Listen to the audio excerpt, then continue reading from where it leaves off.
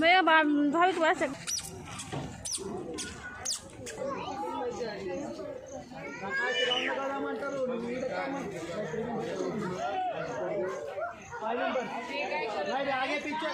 जास्त लोक झाले तर रेल्वे आणि कमी लोक झाले तर गाडी. ते जे आहेत ते आपल्या समोरचेच.